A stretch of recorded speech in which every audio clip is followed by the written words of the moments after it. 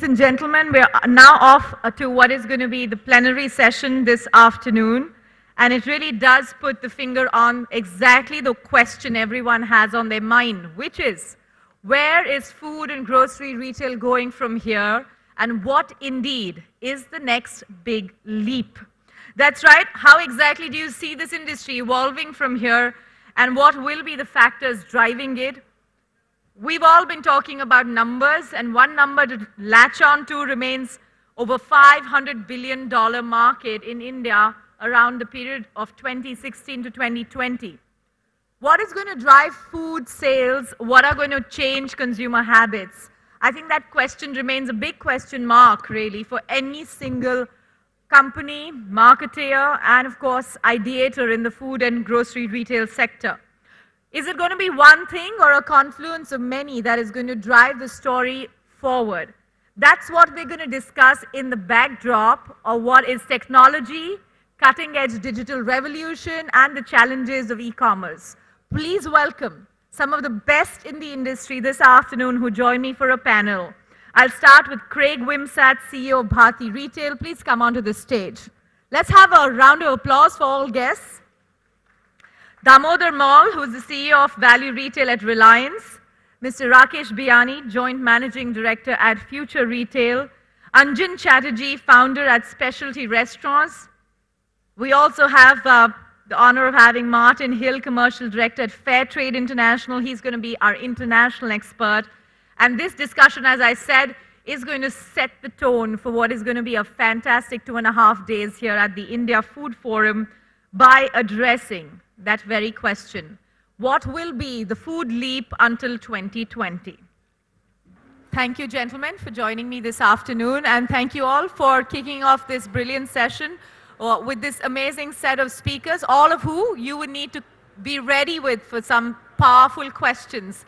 This is possibly one of the best forums to get them all together and quiz them to what could be the future of food retail. So I'm going to start right at the center. Martin, you've seen all this talk about India, an emerging market, with the rest of the world looking at the 5.5, which we think is low as a growth rate, but it's pretty nice looking for the rest of the world. How important is the rise of the food industry when we look at the growth of the Indian economy? Well, I think it's absolutely critical, but more than critical, it's incredibly exciting. I mean, I was a retailer for 30 years in the United Kingdom, and whilst that's just a small island, it is an incredibly dynamic food retail industry.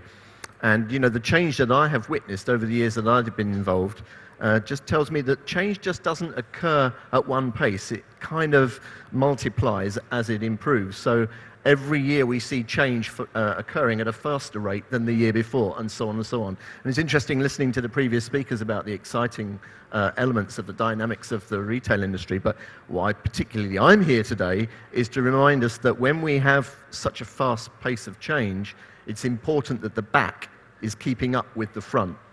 So you have this whole thing in any industry really, particularly in retail, of people, products and processes. And we're all very aware of the products, we're all very aware of the processes. We've got to remember that people are the real key to success that lie behind everything we do. It's almost an oxymoron, but one has to think of using the word conscious consumerism at some level and bring that into, as he said, people, process, and products, and we'll dwell upon that. Rakesh Biani, let's talk to you about what do you see will be the new leap of the food and grocery sector if you were to keep 2020 on the pinboard? Well, I think, just focusing on where organized retail is, and if you really look at 2020, there are 2-3 things that is happening in terms of the macroeconomics. The first leap happens in a year from now when we migrate into a GST kind of a regime, which when you consider the fact that today movement of food is significantly restricted within the country, and if that opens up, it just changes the way you're going to run business. It changes the supply chain completely. And I don't see much activity happen till now which kind of addresses where food supply chain can go. But if you look at where we are already operating today and the kind of locations over there and we see the demand, what's amazing is the fact that there's hardly much difference left between what you expect in terms of consumption in a metro city to a tier 2 or a tier 3 town. The challenge has been creating availability, and at the right prices. And I think the transition into a new indirect tax system in the country is going to be a stunning change. And if that delivers the expected GDP growth, then we are going to definitely see a significant addition, And my gut feel is the fact that, if you today 2015, in the next 5 years or so, you're looking at another about $350 billion of new consumption happening in the food space. That's a lot of money to really focus on. Right. So it's a very, very exciting time. But it's got to be a completely new way of approaching the business. And it just can't be the same as what we've done in so many years. I don't think you could have put it any more bluntly. It cannot be the same. And if change is at the doorstep, so is the idea of the use, he used the word focus. I mean, if you go forward, what are the focus areas going to be? Damodar, let's pick on your brains on this. What do you call focus as going forward and at the same time being flexible? Because flexibility will allow you to change if you need to change immediately due to, let's say, extraneous factors, e-commerce, technology, what have you. Yeah, I think flexibility is something I would keep in my breast pocket all the time, operating in a market like India, because it's going to be required without notice again and again. I think you're very right. To me, the change which will drive this is actually bigger on the food consumption side. Our incomes are doubling every year. We can debate whether it's 6 years or 6.5 years, but our incomes are doubling every 5 or 6 years. Habits are not yet formed, and the size of price of knowing which way the consumption change is going to happen is much bigger, and that's going to be the fun part. The brands people have not decided about. Their food habits at home are changing. Every quarter you go back to the customer and there is a shift that you notice. So size of price there is much, much larger. So that's the consumption side. And there, being organized retailers in touch with the customers faster. In fact, retailers have an edge on this versus people who are in the organized sector, branded consumer goods space. So that's the consumption side. On the shopping and the manner in which customer buys her things. Again, a unique situation in India is there are going to be two vehicles of empowerment. One that happened everywhere in the world, which is the physical mobility, the automobile. The other, simultaneously, and I think threatening to actually be stronger than the automobile, is the digital literacy and digital mobility. These are the two devices on which the customer empowerment is going to be driven, and these are where tomorrow's shopping habits are going to be formed. Right. So both organized sector physical retail and organized sector digital retail are going to be driving the change in shopping. I think we all remain highly curious about the idea of how these will converge for food and grocery sector in particular. Craig, to pick your mind on that, how do you see the collapse of, so to speak, barriers when it comes to shopping? And from an Indian context, given that we've seen there's been a transition of how companies have looked at supermarkets, mega markets, and then some of them have actually come down to say, okay, well, let's do all formats because there's no one recipe for the India story. What would you say has been your experience? First, I would say India is such an exciting opportunity because, as you had mentioned, the size of the prize is just tremendous. And earlier we heard about the top of the pyramid, the bottom of the pyramid, and you've got the middle. So you've got a lot of opportunity to serve across the country. If you look at formats or business strategies, what's exciting is there's really 40, 50 large segments that you can, or ways that you can classify retail. So there's the value retailer and the discount retailer, there's the niche and the high end and the health and wellness, and you've got food and general merchandise and hypermarkets. I think what's exciting is to find your space within the market and marry your strategy to the customers that you're targeting. You're serving the customers. So what I see in the development of India is the opportunity to really find your niche and then partner with your suppliers, partner with those that you buy the product from that develop the product, and make sure there's a win-win situation, and ultimately the consumers across the pyramid win as well. So there's a lot of maybe of a general impression or look at retail, that we're in retailing, we're in discounting, but it's really more specialized than that. There is a way to serve in a little bit more targeted fashion, and that will determine your assortment, the items that you bring in. So what that means is we all have a different take on whether or not a health and wellness item, an organic item, a staple item, an everyday item, highly consumable item, niche item belongs in your assortment or your proposition. But I think what we'll see in the next 5 years is some specialization of business strategies. Then that will play against the development in the market and things that we see and how that comes to the consumer. Sure. Anjan, you're on the other side of the spectrum, and so to speak, one way. People are going out more and more in India as they have in the past. And food entertainment is an explosive space. What has been your experience, and how do you see you and your services being part of the Food Leap 2020? Shelly, we've been in this business for the last 21 years, and I've actually literally seen this space evolve. Once upon a time when we had the first mainland China in 1994, and we couldn't get a single kind of soy sauce. Today we have 16 kinds of them. Yeah. So see, not just the consumer, of course, the consumer palates have changed over a period of time, and people have become more adventurous. People are, I was just giving an example that we were in Bangalore, and in a place like Kamanhalli, we saw a Peruvian restaurant, and I asked him, what are you doing here? How are you doing? And I found out the numbers were very good. And in a place like Kamanhalli, which is not the center of Bangalore, so people have become more and more experimentative, and they're going in for newer cuisines. Like O Calcutta, when we opened long ago, it was a very big challenge for regional cuisine. Now we see there are a lot of takers for O Calcutta. And even in our kind of space in mainland China, within that, and every format that we're going forward, both in the food and beverage, we see a huge change. And it's also coupled by the fact that, obviously disposable incomes which are coming in, and people's exposure to the world, the media, digital media, Zomato, the choice of, things that you have today, the knowledge of the consumer. The consumers become very knowledgeable, and the fact that they're going across, they know which ingredients, and with the nature's baskets and the hypermarkets which are coming up in India with the food bazaars, and I think that all of this is giving I think it's going to be the most exciting time in our space. Right. Mr. Biani, let me ask you, how are companies like yours feeding off the demographic dividend in India as you look at this giant leap towards 2020? How are you trying to reach out and make, as someone said, make food more fun going forward? What is the thinking there? Because food hall is a good example of going beyond just the dal chawals, right? No, I think when you look at what we've been able to do with food hall, it's kind of the beginning and a kind of an experiment that is happening, and the real journey is what we are currently working on. Is that a big chunk of that? How do you massify it and take it across the nation, right?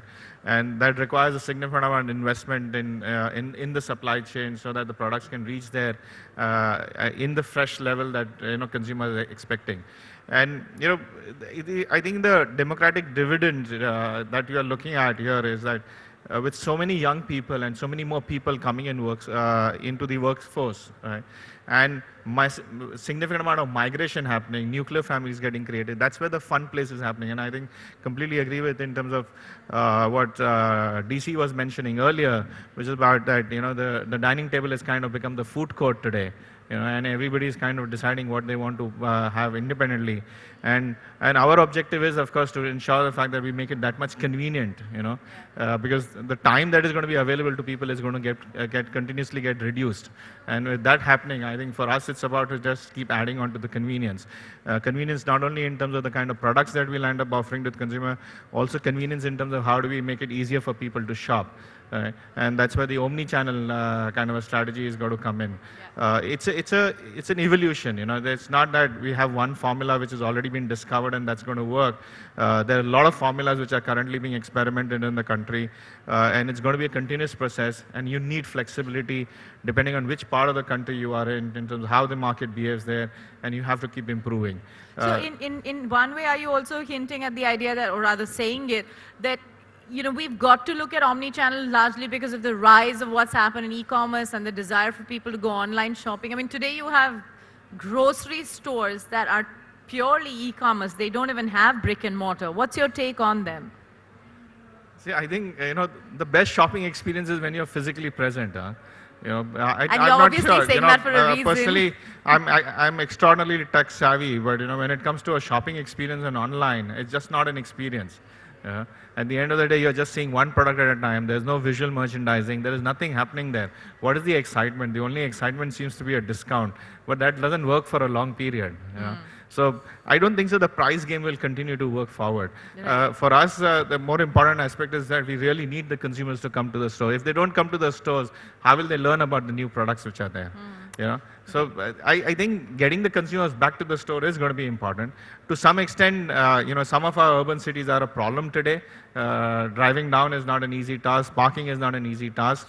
But I don't think so that's going to be there. Maybe it's not going to happen by 2020, but if you really look at all the visions that are going to get evolved, cities will get regenerated. And maybe, hopefully, we'll ultimately have right set of marinas, etc., which will make it convenient for people to come shop and go back to the way people are supposed to go and shop. Okay.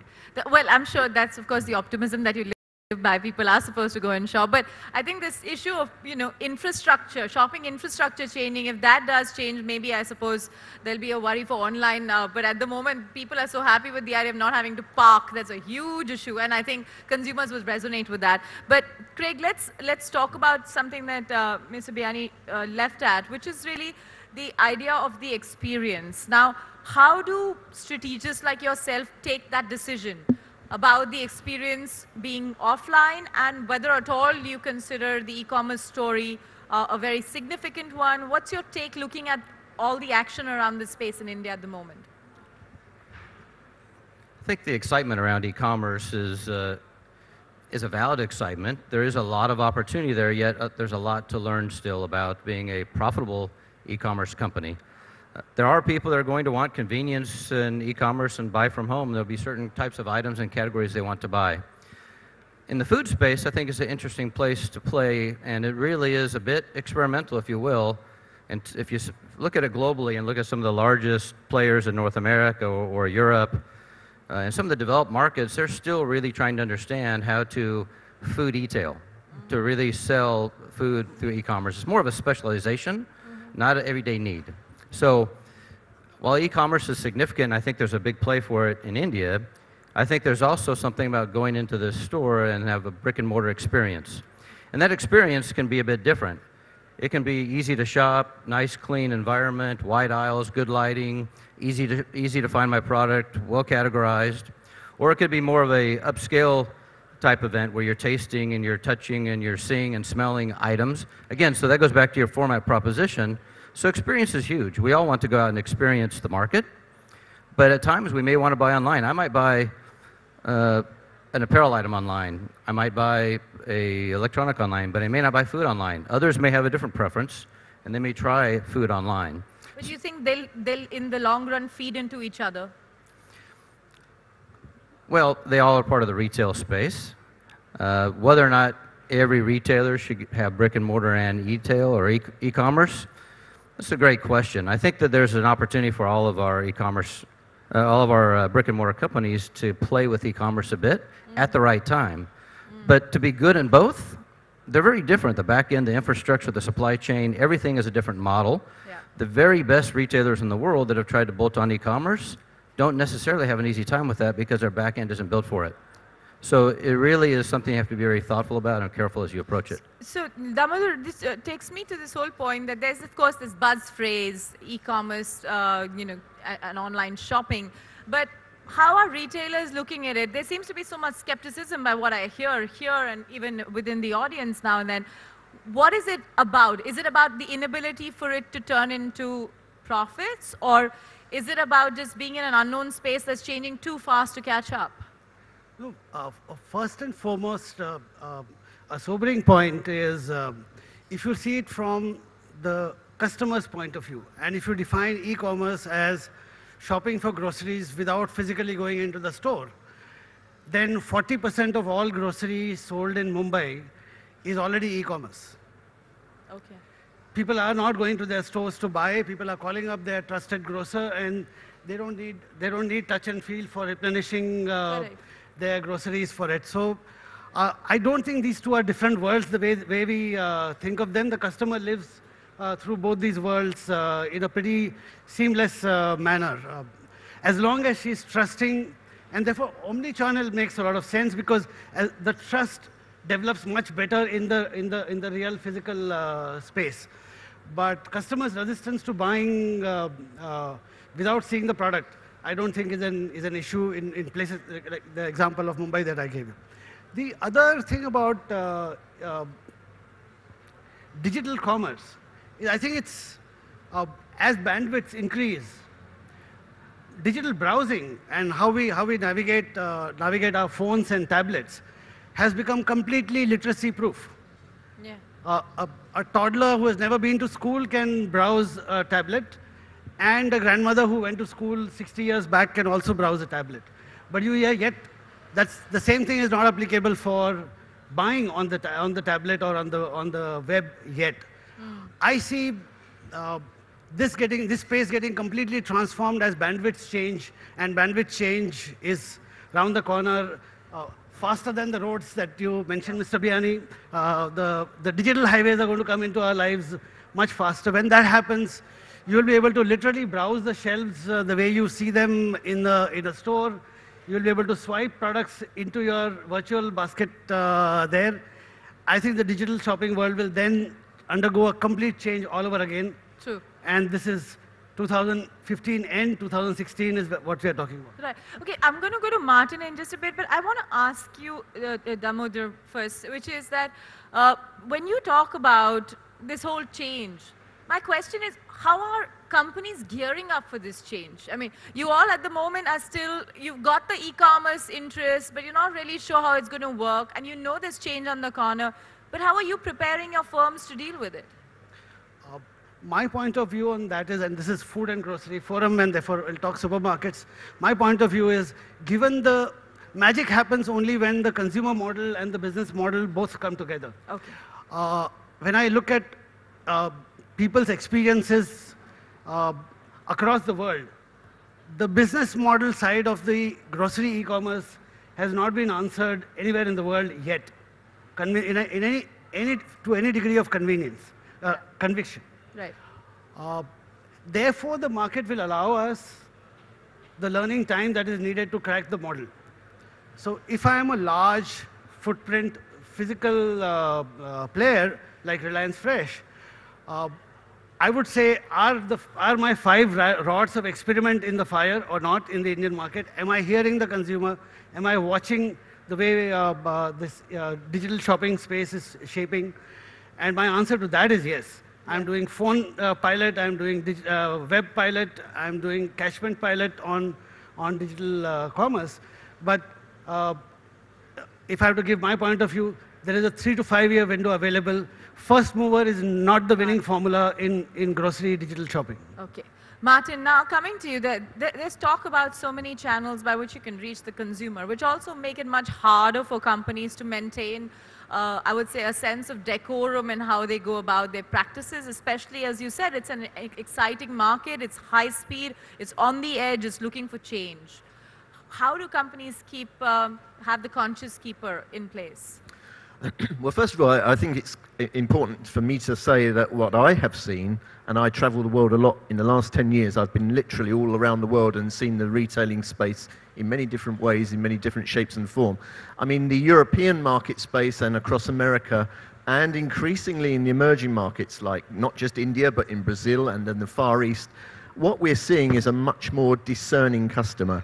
And to the point that my colleagues just made, I think magic happens when the consumer experience becomes rewarding, but also very convenient and very straightforward with all of the spade work done for them.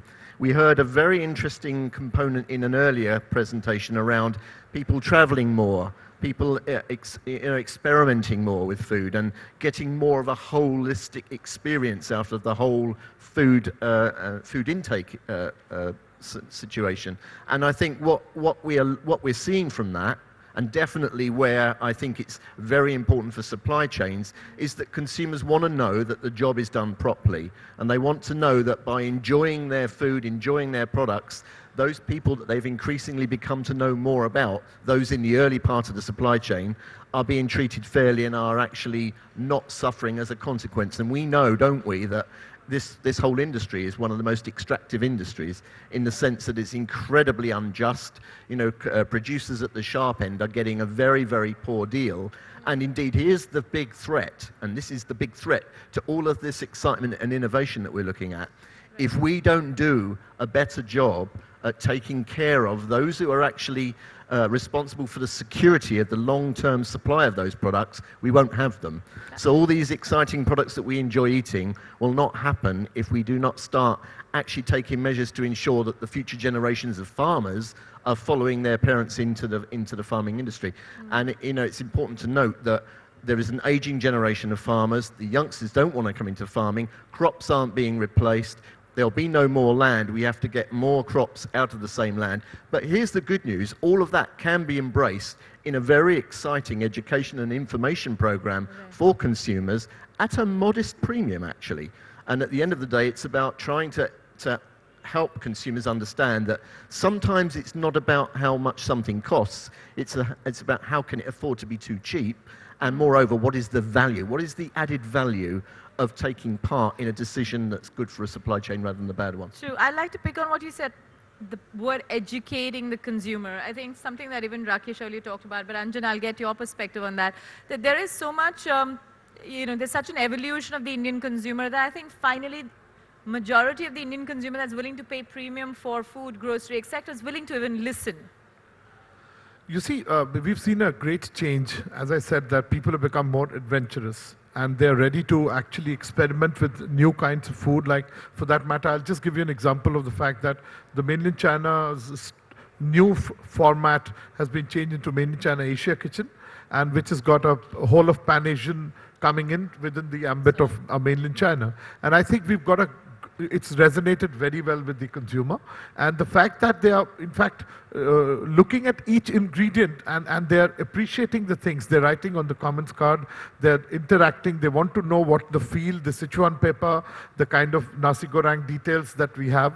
So since the education is happening thanks to the food shows, thanks to the digital space. And today, if a housewife wants to know anything or any consumer wants to know anything about one recipe or the other, you have the whole of YouTube to give you a supply. So there is a great education, and also because the fact that the Indians are traveling abroad more often, and they are getting more and more exposed to Dubai or the nearest markets which are talking about the Southeast Asia, Singapore, Bangkok, Hong Kong, and the Dubai. So I think that this is actually, so we can see that as we experiment in a format like Mizuna, Cafe Mizuna, the kind of, the details about pizza that they know, I think many people, they can become chefs.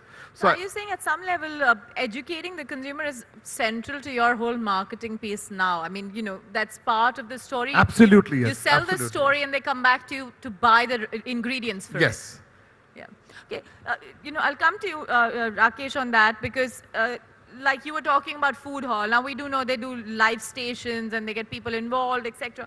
The question I have is that how do you scale up this story enough to make it touch and feel, consumer close, but at the same time not lose the whole personable aspect of being what you are? You have one big food hall at the moment. Can you do 1,000 and survive that in a market like India? And is that sustainable? So we have 6 of them now. So Okay. that's not one. And I'm sure that as the market keeps evolving, and if those the $300 billion of numbers as somebody has projected will happen, then there would be definitely a market for 100 of those. It's all about how the consumers evolve and which part of the country that they evolve and how convenient it is to take it. But I think the key for us is that how do we use technology and how do we use supply chain to get these experiences down to many more cities. We have far too many requests from almost every city. Every time you meet up with somebody, Chennai should have one, Lucknow should have one, Ahmedabad should have one. Everybody wants it there.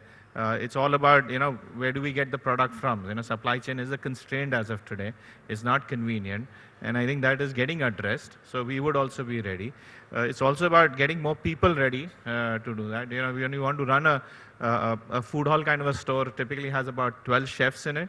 Right? So it's also about getting people on ready for that also. And I think when we see restaurant businesses going across, I'm sure, if you ask Anjan, when he started off in '94, how many cities he thought mainland China would go to, and how many requests he has. He's also filtering them today, not that he's going everywhere, but it's quite surprising.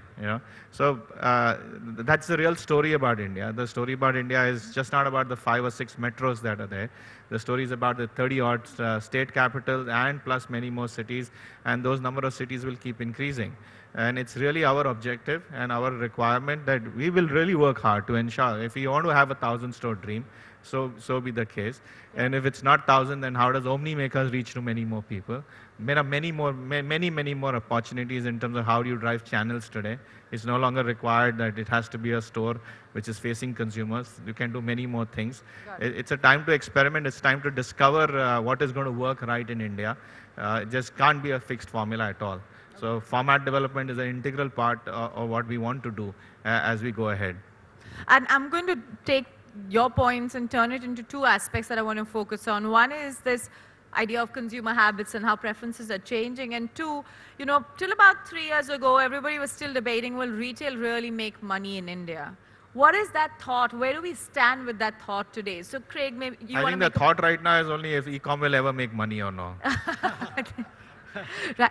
Well, certainly I'm sure that'll be debated very much to the hilt. Craig, do you want to take that on right away?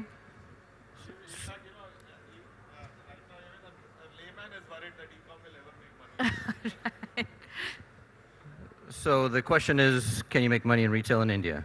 First, can e-commerce at all be profitable as an idea? Can e-commerce be profitable? So they both can be profitable, right? There's different ways to approach e-commerce, right? There's many different models actually developed under e-commerce. They're being experimented with worldwide. And you've got many brick and mortar formats that are being ran worldwide as well. So in India, they both can be profitable. It's about finding the formula. So in our business, which everyone's in the search for. Everybody's looking for the formula. And you know what? There's a lot of different recipes. If you cook or bake or whatever it may be, there's a lot of different ways to bake a cake, but you got to find the magic recipe, right? So there's magic numbers, or we talk about it in our business. What are the numbers that you need to hit? And then therefore you build your business around that. So the challenges in India sometimes aren't just about the product and the margin. It's about the back end and the supply chain and the real estate costs and all the other costs, the labor costs, things that come into it. So I think that you can make money. You've got to dial in. So it's in our discussions around our business strategy, what we talk about are the rights of merchandising. First, if I understand that you're my consumer and I understand how you shop and behave and what you're looking for, then I'm looking at buying the right item for you at the right price and getting it in the right place, which is my format, my business, and then in the right quantities and quality, et cetera. So there's a lot of rights around merchandising. Everybody's here is interested in food, and you're associated with food. But you may have an interest in organic or health and wellness or new trends or ethnic foods, et cetera. So that's where your interest is. If you're a supplier or manufacturer, if you're a supplier of goods, you want to marry up with the right place, which is the right business to promote your product.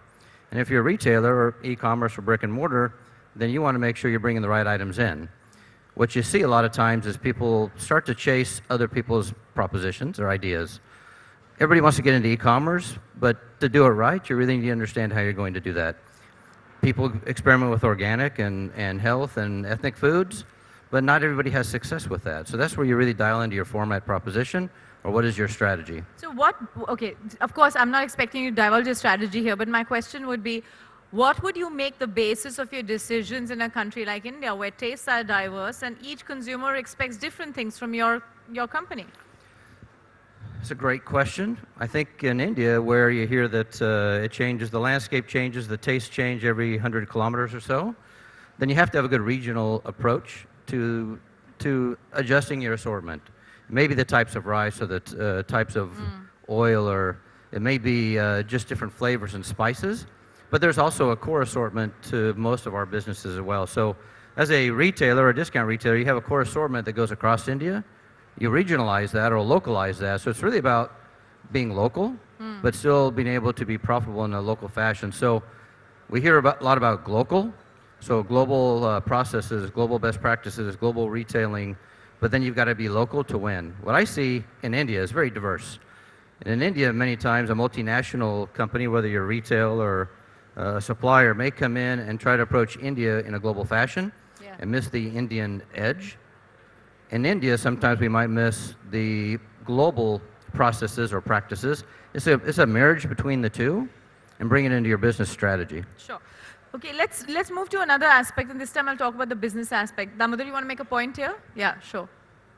One point, I think diversity of India is often cited as complexity. As a food retailer with 600 stores across the country, I see it as a huge opportunity. Premiumization, normally one talks about health and organic and pasta and international cuisine, things like that.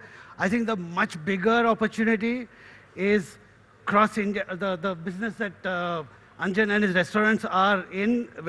To me, a much larger opportunity in Kerala is to sell frozen peas and paneer and chapati there, and nobody asked me a discount because it is modern. The tradition of Punjab is the modernity of Kerala, and so on. I think the diversity of India is the biggest premiumization axis on which to work on. Anything in organic, anything on health is puny compared to this opportunity, has been our experience across the country. Okay.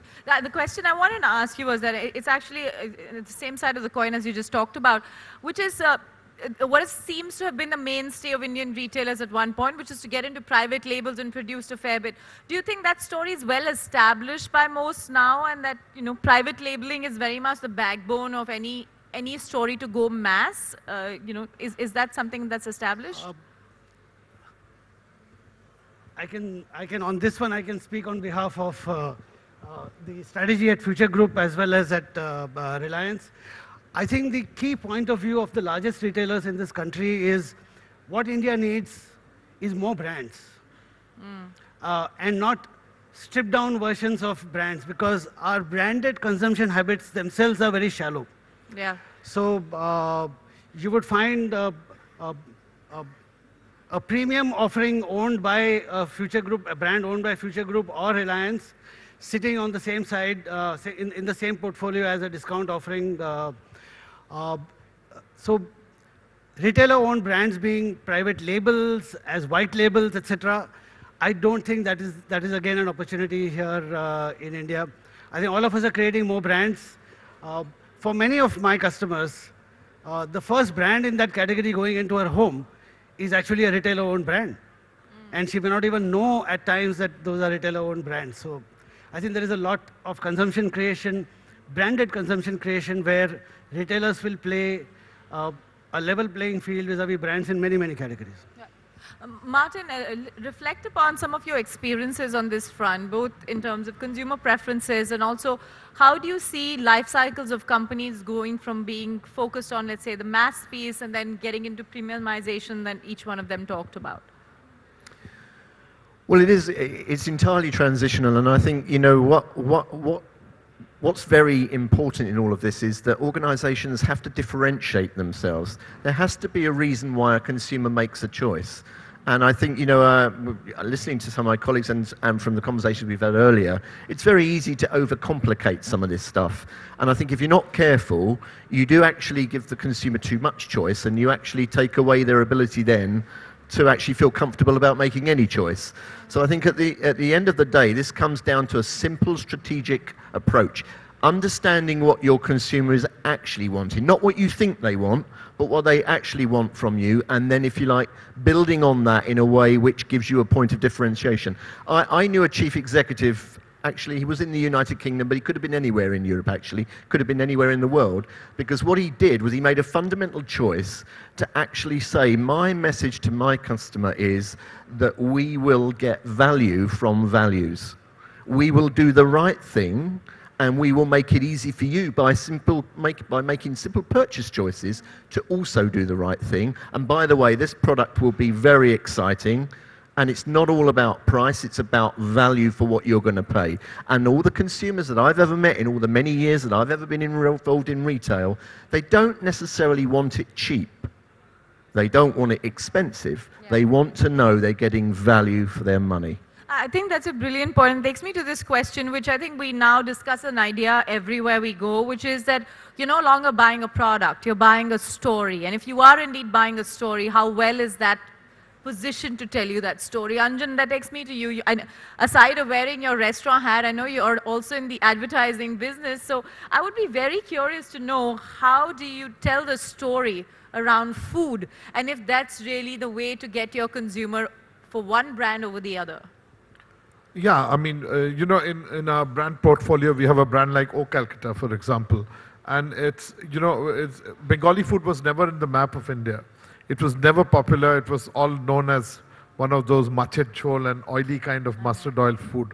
So I think we've done a fairly good job in terms of telling a story about the East and talking about the background of a Malai curry to, you know, Hilsa, the story of a Hilsa. So even our menu educates people, our website educates. So I think that it's extremely important that every story that, for that matter, mainland China over a period of time, of course, has evolved. But I think that, you know, even we've done, you know, Chinese festivals for that matter.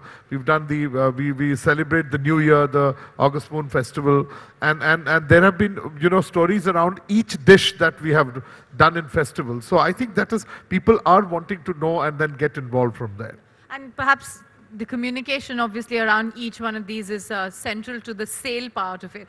Let's get some interesting concluding comments before we open the floor. So let me start with you, Craig. Let me ask you 3 trends, according to you, that will redefine India's food sector over the next 5 years. So on 3 trends in the food sector, I think that the offerings are going to be diverse and continue to change, and that will carve more niches into the type of businesses that are there, whether it's in restaurant or whether it's in retailing. That there's going to be continue to be a rapid increase in different types of food offerings. So being aware of how that plays with you within your business is very important to be part of that increase. I think that you know, I don't know if it's necessarily the trend in food, the food industry, but I think the e-commerce space is something that we're all going to continue to look at and challenge and see how we can serve the customer in just a little bit different way. And I do think there's going to be an awareness, social responsibility awareness within products and the way products are developed. I think the agriculture and the back end and the farm are all very important, and important to India, and they haven't quite been figured out yet. I think that story will accelerate, and a lot of great work will be done around that in the next 5 years. Right. Damodar, you want to pick 3 points? I think increasingly retailers shaping demand as much, if not more than product brands. Okay. So that relationship between retailers and consumers getting stronger, and therefore partnering the consumer in the manner in which habits change. The second bit is the food retailers getting to take fresh part of food seriously. And to me, fresh is not just vegetables and fruits, but it is milk, it is chutneys, it is batter, it is various things that are bought where the customer demands that. The task of managing is more complex, but the customer expectations are also high. Yeah. The convenience. The retailers, increasing number of retailers becoming serious and cracking the fresh piece is the second thing that I would say important and to watch out for. And third, I think, is the manner in which omni-channel and physical stores doing things of the physical world also with their customers would be the other interesting space that I would watch out for. Okay. Anjan, what would you pick? You can have my mic. You see, as I said that every format, I'm talking from our point of view, from a restaurateur point of view, that every format needs to be innovative. And as I said, the whole space is from fine dining to fun dining. People, the average age of Indians is, in fact, is the youngest one of in the world. So I think that it's extremely important that we take care of their sensibilities. And I'm also bringing beverages here, because nobody seems to be talking about beverages, because the whole world is changed with the cafes and the kind of things which are having the bars within India within this short period of time. So there's a huge revolution of the availability of options of malt whiskies to the wines to everything. So I think that it's important to be very innovative in a format, consistency, which is very important. And now that we have the food supplies coming in, and experiment with continue to keep the interest of the consumer focused in your space, and continue to do brand refresh the brand. Martin, I'll ask you to give a perspective as well. So how do you see and where do you see India placed as you give your insight into the next 5 years? How do you see India latching on to that fair trade story? Well, I think for me the three things are: one, convenience. It's got to be straightforward, and it's got to take into consideration the changing pressures on the consumer. Secondly, innovation. It's got to be new and exciting, and it's up to this industry, our industry, to keep it that way and to keep things fresh and inspiring. But here's the thing. First and foremost, absolutely more key than all of that, it's about trust and confidence. Consumers have got to trust you, and they have to have confidence in you. They have to know that what you say stands for something, and it really is what you say you are is what you say you deliver, and it's consistent. Yeah. And I'm very lucky. I work for one of the most trusted organizations in the planet. And I watched when I joined my organization in 2005, between then and 2010, sales raised from 120 million to over $1 billion. And that was through a very deep recession in the United Kingdom and other places in Europe. And so it just shows you that trust and confidence sells even in a recession. So for me, India is right on the edge of something very exciting here. And I do believe it'll come down to leadership like it has everywhere else. The leaders, whoever gets this right first, will keep that leadership. Even if competition comes, that leadership will remain. Okay. Thanks. Let's go to Rakesh for the final word. You told me earlier when I got into this panel that let me get the context from everybody else and I'll add the spice. So why don't you give us three interesting aspects of what to look out for? In interest of time, I would say, it just build on in terms of what was shared earlier also by DC. I think if there are three pillars that are going to make a difference, it's going to be cuisine, which is basically the assortment that you try and offer, and how do you make the assortment as wide as possible, not only in the big cities, but reapproach that across the nation. So cuisines, health is going to be important. I think that awareness that is happening, that will be there, and that's part of the assortment story. And then it's format discovery or channel discovery, and you have to be open. You have to be really clearly focused in terms of discovering what is going to be the right mix that is going to work. I think the problem with India is the fact that it's unpredictable in terms of which way the consumer will go, because there is nothing which has historically happened in the rest of the world really has ever got applied in the same level in India. So you can't just simply say the fact that, take an European example which says 92% of the most evolved omni-channel retailer says 92% of his transactions still happens at a store, right? And will that happen in India? I don't know. I don't know. So we will have to experiment. This is a young nation. Things will evolve rapidly. We can't say the fact that any of us has whatever we have done in the last 14 years, 15 years. For 14 years in a row, Big Bazaar is one of the trusted retailer in India. But that doesn't mean the fact that that's going to work as it is. Right? I think it's time to continuously re-evolve, continuously refocus. There are a lot of amazing opportunities which are coming. And that's where we are focusing. I think literally last 12 months in life has gone in when says the fact that we're restarting the business. That's the way one is trying to approach. So did e-commerce make you do that? No.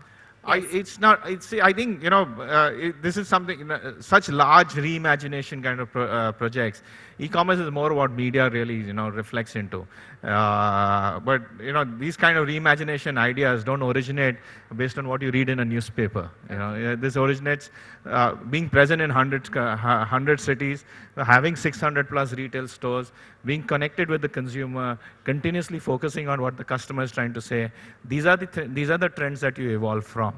And then it's also about how do you mix that together on timing, which is where the macroeconomics is going to come in. Quite a lot of us, if you really read through a newspaper today, and if you're going to say we're right now also not in an investment mode, but that doesn't mean the fact that that's not going to happen in 9 months. You can't start then. You have to start much before. And that's precisely what we are doing.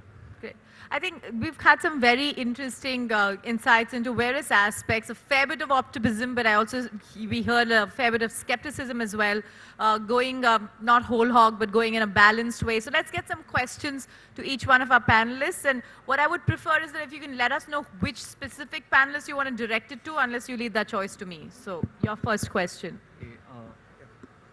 Yes.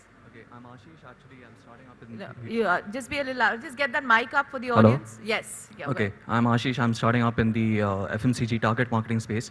My question is for Rakesh and Damodar. It's like, we've been talking about brick and mortar and e-commerce spaces. What is your perspective on the click and mortar space? So like, Future Retail had recently tied up with Amazon, and like that's probably something that people have been talking about. So where do you see the business model going over there? How do brick and mortar tie up, like create an amalgamation with the digital world?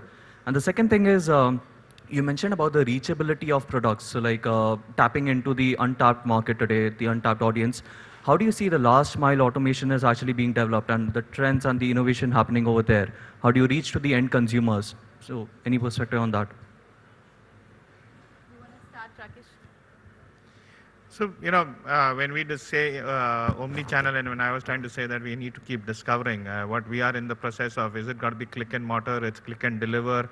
I think it can be anything, frankly. It could be a scenario, you come into the stores and you want to get it delivered at home, irrespective. I think one has to have an open mind.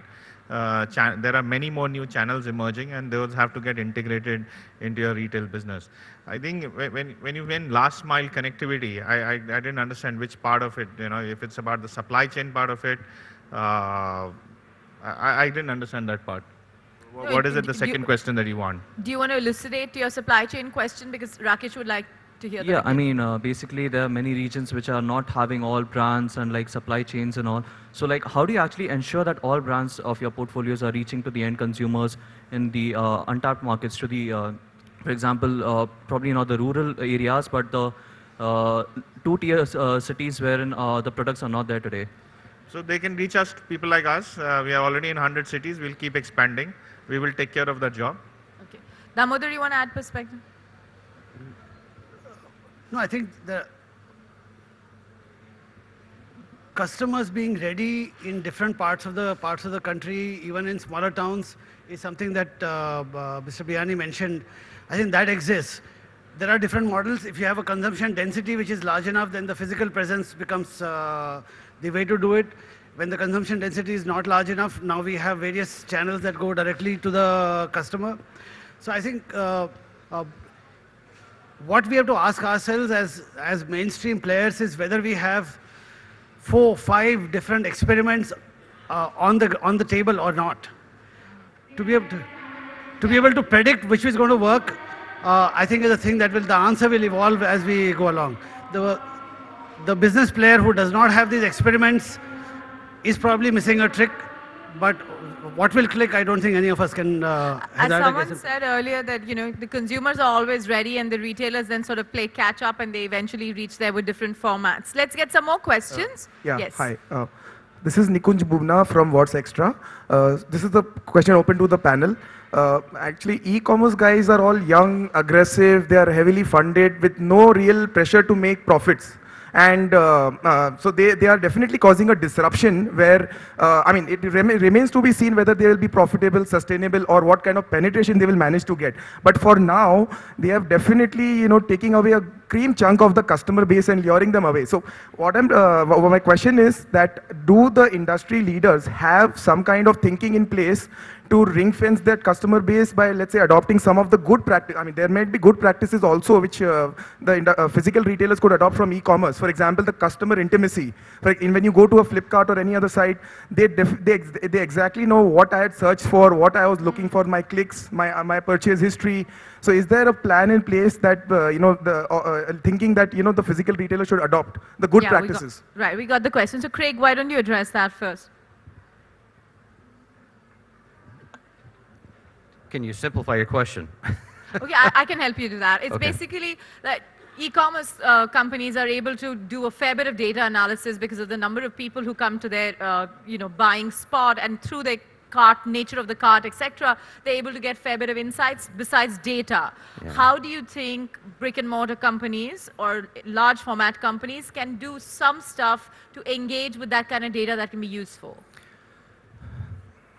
So there's different thoughts around that. One, in brick and mortar, sometimes with larger stores it's harder to understand exactly what your customers are looking for or get that kind of feedback. In a smaller store, such as a supermarket, that's more catchment oriented, you get to know your customers and you get the direct feedback. It's nice to have the analytics. Analytics can come in a number of different ways. You can set them up within your brick and mortar organization through customer insights, etc. And there's different ways that you can understand the behaviors of the customer and the wants of the customer. Certainly online, you can really mine those analytics and that data, because you can really see things. In the cash and carry membership space that I've seen globally, you have membership. We have the same thing. You can follow trends, and you can data mine the analytics. I think the best thing in brick and mortar, whereas you can, is to stay engaged with your customer inside the store. So again, in a smaller store, it's easy to get to know your customers if you empower your managers to act as entrepreneurs and be involved. I think some of the best feedback isn't necessarily analytics, but it's also engagement and relationships with your customers. So I think in brick and mortar, it's a little bit different approach than the way you might see it on e-commerce. Okay, let's get some more questions here. Yeah. This is Anirban Sarkar. I'm from Calcutta, Gokul Fresh. So I have a question for the panel. It's relating to the food and grocery retail space.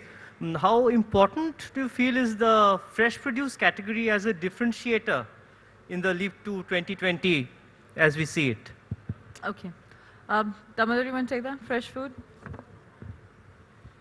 In food retail space, if you see the way models evolve, there are two real options that emerge as markets evolve.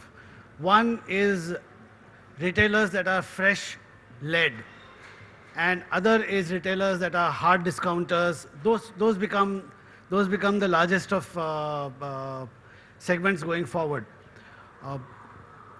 Also, it's in the fresh part of the business, and like I mentioned, fresh to me is everything where the product is fragile is fresh in the eyes of the customer.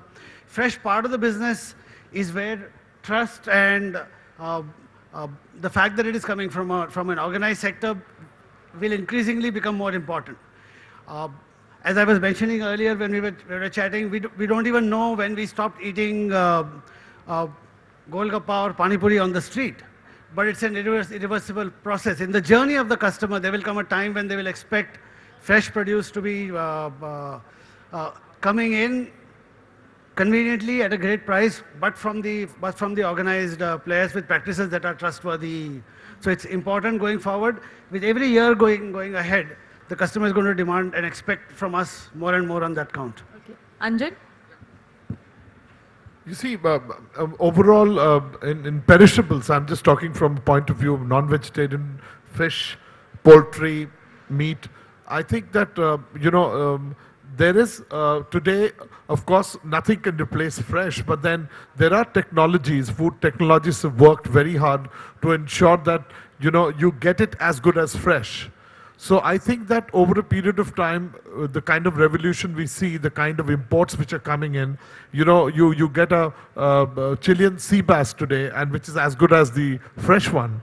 So I think that this whole technology, the base, and we need this more and more support of all the gentlemen sitting here, and we have a relationship, direct or indirect. So I think that is of course, nothing can replace a fresh, but the technology is taken over. So I think this is going to balance it out. Are there any more questions Hello. there? Yeah. Myself, Rakesh Ajila. I take care of business development wing of Domino's Pizza. That's Jubilant Foodworks. I have two questions. Well, first is to Mr. Rakesh, and second one is to Mr. Damodar. My first question to Mr. Rakesh is related to the real estate structure, especially in the 2-tier and 3-tier cities. And the demography changed over a period of time. Sometimes you open some outlet in particular location, and over a period of time, the new demography changed, and also whether do you think this is the right time to relocate into the new locations, or doing a research on the entire market and to increase the proximity to the customer? That's my question with you. And the second question is to Mr. Damodar. See, if you see region to region and area to area, maybe the policies and regional laws are totally different. This is related to supply chain. And in this particular frame, do you think there is a strong professional corporate lobbying is required to amend certain laws and bring a uniformity in the entire India? Maybe, do you think this is the right time, or whether any effort is going on this segment? Yeah. Rakesh, do you want to first take the real estate question? Yeah, so, the noise is not, we can't hear, but what I understood is the fact that as cities evolve, do you think about relocating the stores? Yeah. I think that was the question. Now, I can say to you the fact that, the way India is evolving and the way India is growing, there are very few times that you actually have to relocate stores. You actually have to end up opening another store. That's the typical behavior that has happened. And we've seen that in a lot of tier 2 towns in India, where when we went in and we thought that maybe we should just have one store, and today we are running 3 or maybe 4 also. So there are significant amount of towns, tier 2 kind of towns or state capitals and even below, where we are constantly looking out in terms of where the city is expanding and where do we need to go and open our second store. Yes, there have been cases where you also land up, if your first store was a little outside the main market, and now the main market has itself re-evolved, so we have also relocated some of our stores. Damodar. I need help with my question. I didn't catch it fully. No, I think basically you want to understand that how do you approach retail at this stage, given the kind of choice baskets that consumers have? And importantly, where do you see the whole 2020 leap driven by consumer preferences going? Is that right? No, actually I was, sorry, actually I was asking for something else. See, there are, for example, local laws are totally different from place to place. Do you think this is the right time to bring a uniformity in the entire country to smoothen the supply chain network? Food laws, supply chain laws. Whether Yeah, there is I a think that's the larger point being that, eventually it'll also come down and fall on the food and grocery infrastructure. So how do you see smoothing that process as consumer preferences change? Logistics, food and logistics. Logistics. No,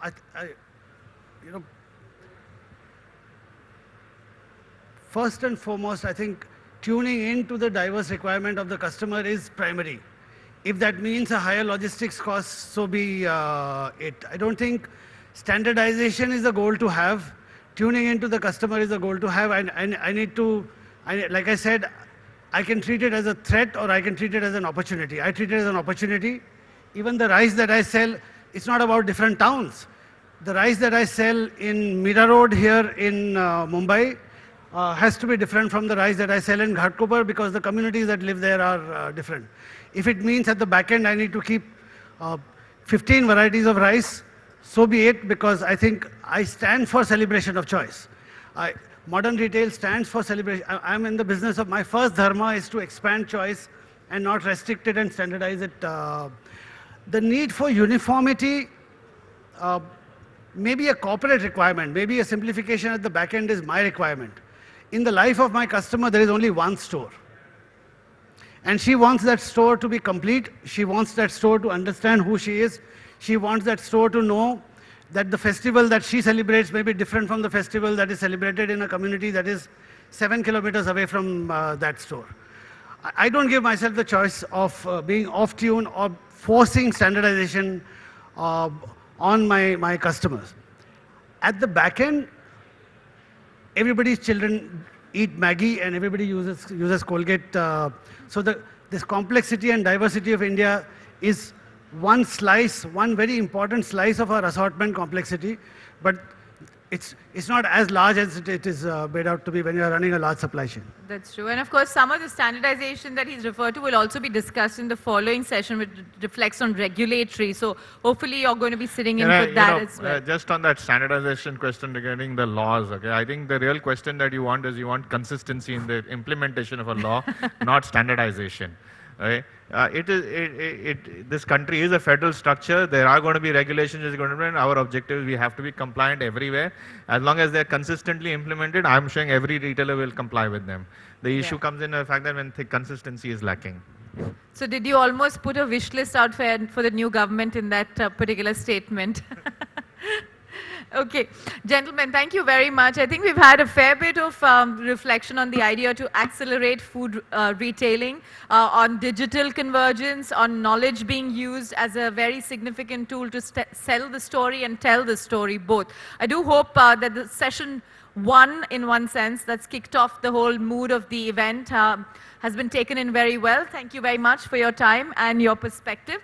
Please stay with us as we move on to the next session, which is very important as well. As I said, it's about regulation in the food and grocery sector, something that you're all pretty closely involved with. Thanks very much. Stay through the next session.